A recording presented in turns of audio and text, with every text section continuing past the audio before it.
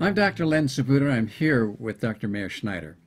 Meir is a licensed massage therapist, also has an honorary PhD in the healing arts. He's the founder of the Self-Healing Research Center and is also the founder of the School for Self-Healing in San Francisco. He's done a number of books, audio tapes, and various other kinds of media that I think are really interesting, and you can see them in the credits at the end. He's an international lecturer and instructor, and today what we're going to be talking about a little bit is how he manages people through bodywork and massage in a way that few people do. We know that some illnesses like MS and multiple multiple other kinds of conditions that are disastrous like ALS are very difficult in the mainstream to treat. But when you have enough dedication and you are willing to work hard and you begin to balance the whole body, things are different.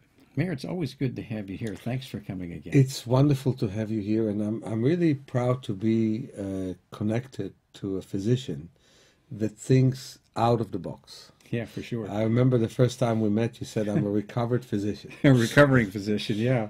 One thing that I want to say is this, that the body's power are huge. What we're using is very little of it. Mm-hmm. And the purpose of bodywork is to be able to connect between us and our power. Okay.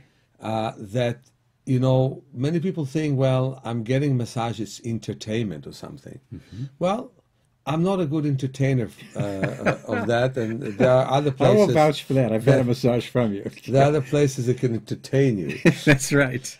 My purpose when I do massage is to break tension, but also to wake up neurons that didn't work before, and also to wake up muscles that haven't worked before.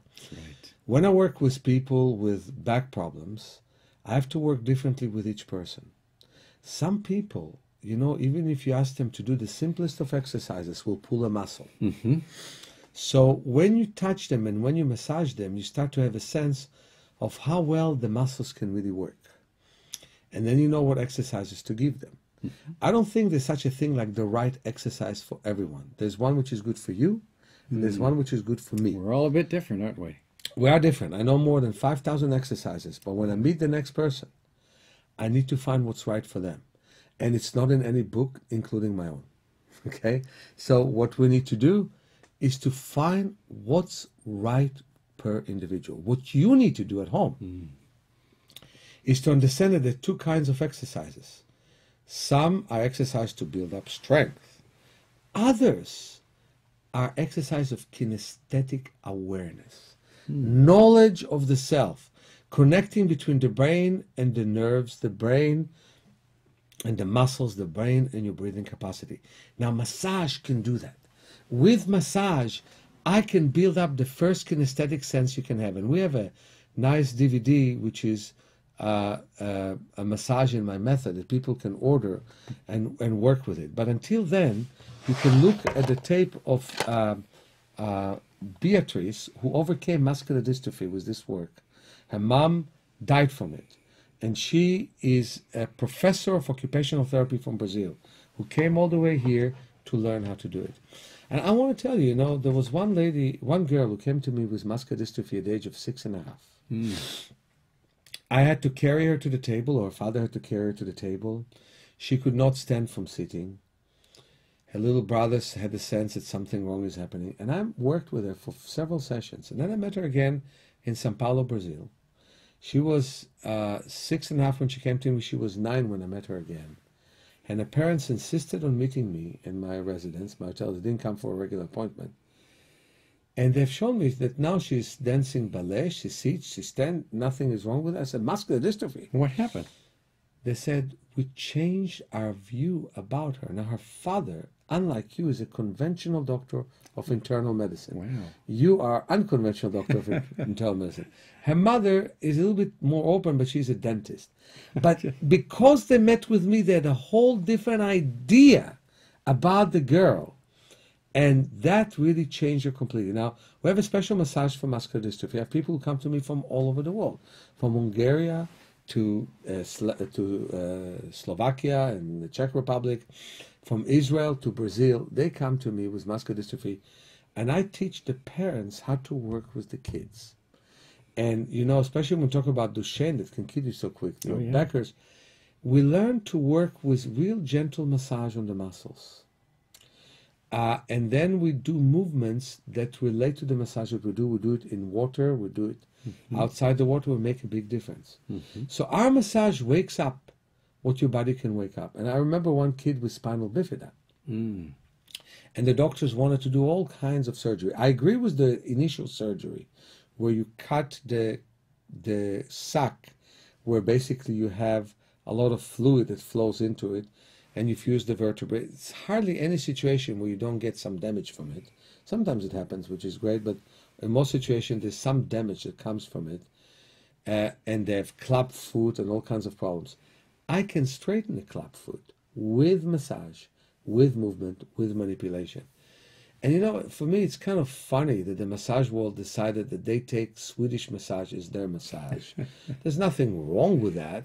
There's nothing right with it either. And the chiropractors started to, you know, legislate it. Nobody can crack the body except they, because they know better. They don't. And I mean, I'm rebelling against the whole industry of massage. I think massage should be a part of movement work. Could not go on its own.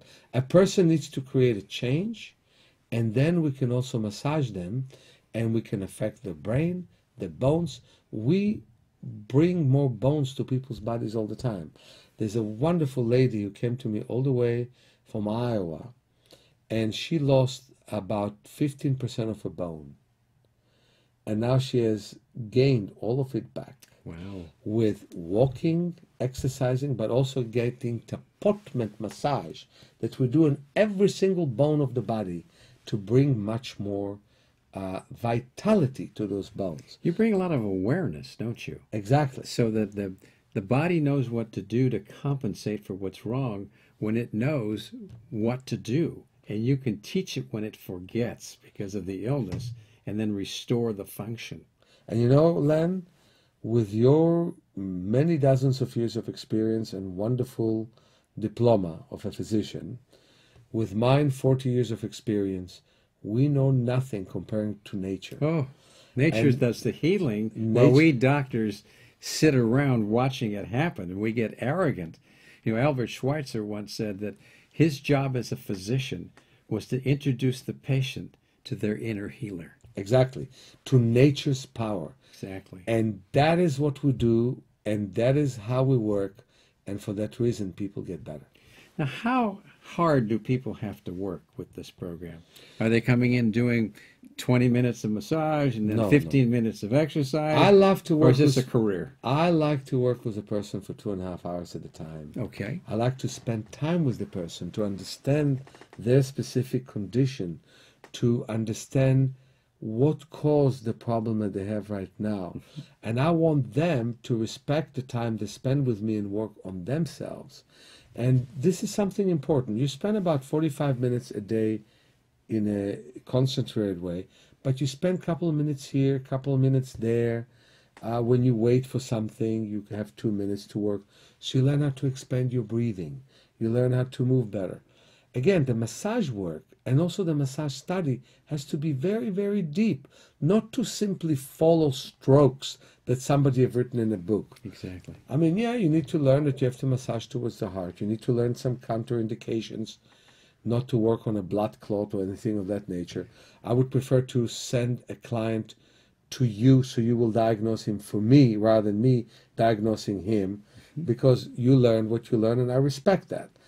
But the point is, I also need to analyze the person through my touch, and the person needs to work on themselves to add more neuron activity, more synapses. You know, in 1997, when I studied in the University of San Francisco, anatomy and physiology, I had to answer that every single year we lose 10,000 brain cells. Today, at 212, you learn that you will lose no brain cells, but we just lose connections. You may make some new cells too. So I was wrong to answer right in 1997. That happens all the time. That's right. And what I want to say about that is that concepts change. But the one most important thing for us to know is that our love of nature and our love of our life is the true healer. And there is all the concepts in the world to justify that. Well, one of the things in closing that I really like about this, Mayor, is that you have all this skill, all this knowledge about how muscles and bones work and how nerves interact with them and how to stimulate them to do what they need to do. You also need a patient that can take responsibility for their own care. You are not the kind of person that's going to give them silver bullets and say, here, take this pill and I'll take care of you, or here, I will fix you.